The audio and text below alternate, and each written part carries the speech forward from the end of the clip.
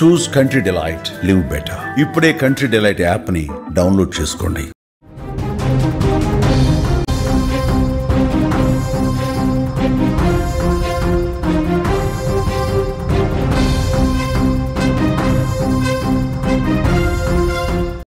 Breaking news చూస్తున్నాం. ఉత్తరాఖండ్లో ఘోర బస్సు ప్రమాదం జరిగింది. అలకనంద నదిలో బస్సు పడిపోయింది. బస్సులో 19 మంది ప్రయాణికులు ఉన్నారు. ప్రమాదంలో 2 స్పాట్లోనే చనిపోయినట్టుగా తెలుస్తోంది. 10 మంది గల్లంతయ్యారు. పలువురికి తీవ్ర గాయాలయ్యాయి. ట్రక్కు బస్సును ఢీ కొట్టడంతో ఈ ప్రమాదం జరిగినట్టుగా తెలుస్తోంది. ఉత్తరాఖండ్లో ఘోర బస్సు ప్రమాదానికి సంబంధించినటువంటి వార్త మనం చూస్తున్నాం. ఉత్తరాఖండ్ రుద్రప్రయాగ్లోని రిషికేశ్ బద్రీనాథ్ జాతీయ రహదారి సమీపంలో ప్రయాణికులతో వెళుతున్న బస్సు అలకనంద నదిలో పడిపోయింది. బస్సు అకస్మాత్తుగా ట్రక్కును ఢీ కొట్టడంతో ఈ ప్రమాదం జరిగినట్టుగా ప్రత్యక్ష సాక్షులు చెప్తున్నారు. ఒక్కసారిగా బస్సు అదుపు తప్పి నదిలో పడిపోయింది. ఈ ప్రమాద సమయంలో బస్సులో 19 మంది ప్రయాణికులు ఉన్నారు. 2 ఈ ప్రమాదంలో చనిపోయినట్టు తెలుస్తుంది. నదిలో ఆ బస్సు పడిపోవడంతో 10 మంది ఆ వరద ప్రవాహంలో కొట్టుకుపోయారు, గల్లంతైనట్టుగా తెలుస్తోంది. 7 ప్రాణాలతో బయటపడ్డట్టుగా సమాచారం వస్తుంది. ప్రస్తుతం తీవ్రంగా ఎవరికైతే గాయపడ్డారో వాళ్ళని హుటాహుటిన ఆసుపత్రులకు తీసుకెళ్లారు. రాత్రి రుద్రప్రయాగులో ఉండి గురువారం బద్రీనాథ్కు బయలుదేరాలని ప్లాన్ చేసుకోగా ఇంతలోనే ఈ ఘోర ప్రమాదం జరిగినట్టుగా తెలుస్తోంది. ప్రమాద దృశ్యాలు తీవ్ర భయానికి గురి చేస్తున్నటువంటి పరిస్థితి ఉంది. భారీ ఎత్తు నుంచి విజువల్స్లో మీరు చూస్తూ ఉన్నారు. ప్రమాదకరంగా ప్రవహిస్తున్నటువంటి నది ఒకవైపు, చాలా ఎత్తైన మార్గంలో, చాలా ఎత్తైన ప్రదేశం నుంచి ఆ రోడ్డు మార్గం పోతూ ఉంటే ట్రక్కును బస్సు ఢీ కొట్టడం వల్ల ఒక్కసారిగా అదుపు తప్పి అంత పెద్ద ఎత్తు నుంచి ఒక్కసారిగా కిందకి బోల్తాలు కొట్టుకుంటూ ఆ బస్సు పడిపోయింది. అక్కడ రెస్క్యూ జరుగుతున్నటువంటి దృశ్యాలు మనం చూస్తున్నాము. బస్సులో ఉన్నటువంటి ప్రయాణికులు కొంతమంది ఆ వరద ప్రవాహంలో కొట్టుకుపోయినటువంటి పరిస్థితి ఉంది.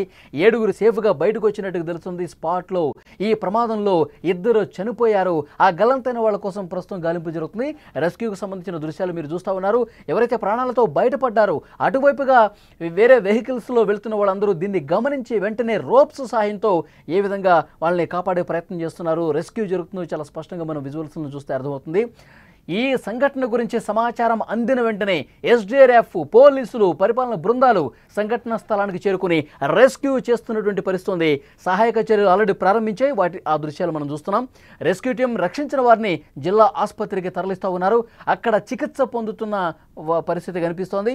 ఉత్తరాఖండ్లో అక్కడ భారీ వర్షాలు కురుస్తూ ఉన్నాయి. నదులు ఉధృతంగా ప్రవహిస్తూ ఉన్నాయి. అలకనంద నదిలో కూడా ప్రవాహం ప్రమాదకర స్థాయికి చేరుకుంది. విజువల్స్లో చూడొచ్చు నది ప్రవాహం. అలాగే నదిలో నీటి ప్రవాహం ఎక్కువగా ఉండటం వల్ల సహాయక చర్యలు కొంత ఇబ్బంది పరిస్థితి ఏర్పడుతుంది. ఎందుకంటే ఆ ప్రవాహంకి తో పాటు వాళ్ళందరూ కొట్టుకుపోతున్న నేపథ్యంలో అసలు ఎటువైపు నుంచి కొట్టుకొస్తున్నారు, ఎంత వేగంగా కొట్టుకొస్తున్నారో అంచనా వేయలేని పరిస్థితి. సో ఈ నేపథ్యంలో తాళ్ల సాయంతో వాళ్ళని వెలికి తీయడం కొంత ఇబ్బందికర పరిస్థితులు ఉన్నాయి.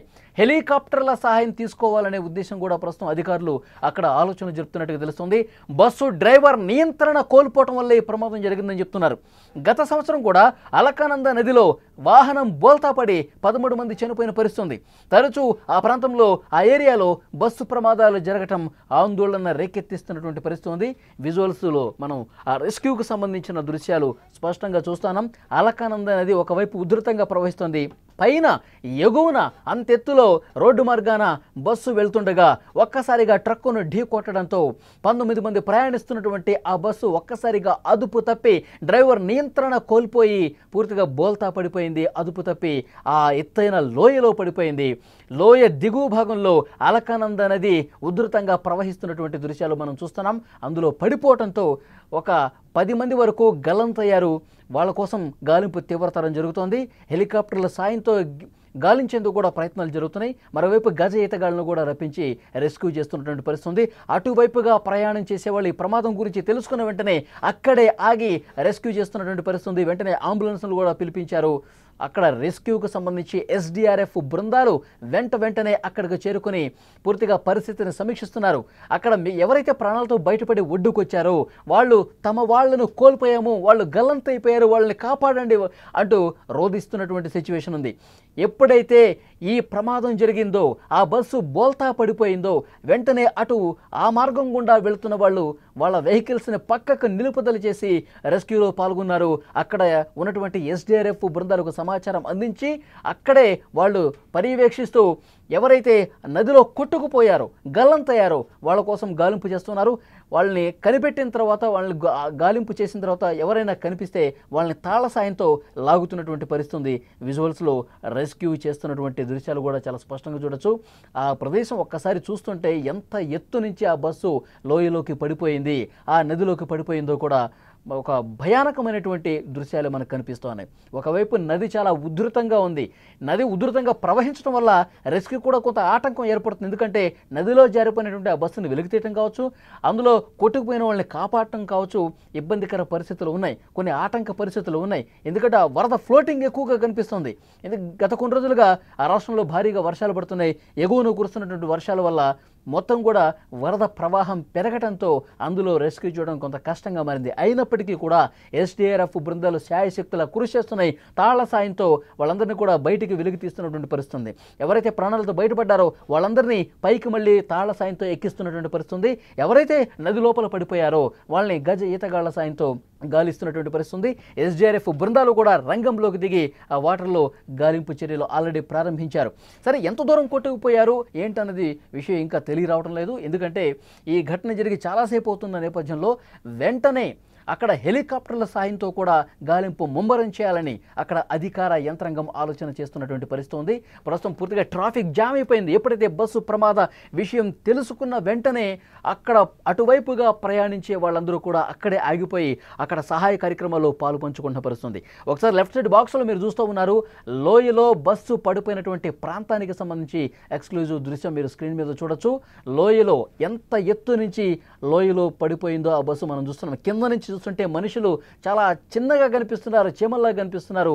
అంటే ఎంత దూరం ఉంది, ఎంత లోతు ఉంది, ఎంత ఎత్తుందో కూడా చాలా స్పష్టంగా దాన్ని బట్టి మనకి అర్థమవుతోంది. ఆ పెద్ద కొండ నుంచి ఒకవైపు మలుపులు తిరిగే రోడ్డు కనిపిస్తుంది. ఆ మార్గం అట్లా ప్రమాదకరంగా కనిపిస్తుంది. గతంలో కూడా ఇదే రకమైనటువంటి ప్రమాదం జరిగి 13 మంది చనిపోయినటువంటి పరిస్థితి ఉంది. మళ్ళీ అలాంటి ఘటనే అదే మార్గంలో అదే ప్లేస్లో జరిగినటువంటి సిచ్యువేషన్ ఉంది.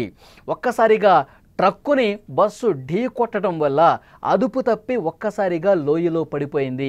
ఆ బస్సులో అప్పుడు 19 మంది ప్రయాణికులు ఉన్నారు.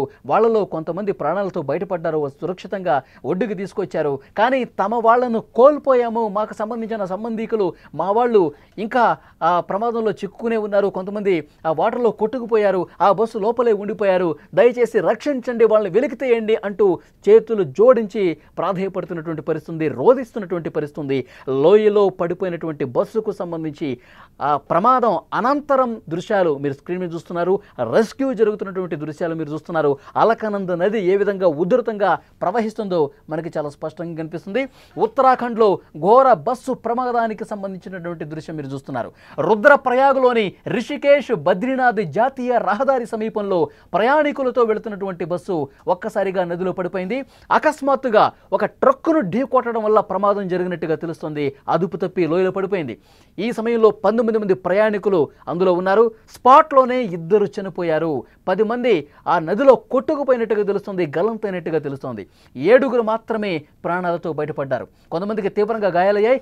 ఎవరైతే ఆ ప్రాంతంలో ప్రయాణిస్తున్న వారు ఒక్కసారిగా వాళ్ళ వెహికల్స్ను పక్కకు నిలుపుదల చేసి ఎస్డీఆర్ఎఫ్ బృందాలకు సమాచారం ఇచ్చారు, అంబులెన్స్కి సమాచారం ఇచ్చారు, ప్రమాదానికి సంబంధించి స్థానిక అధికార యంత్రానికి కూడా సమాచారం అందించారు. వాళ్ళందరూ హుటాహుటిన వచ్చి రెస్క్యూ చేస్తున్నారు.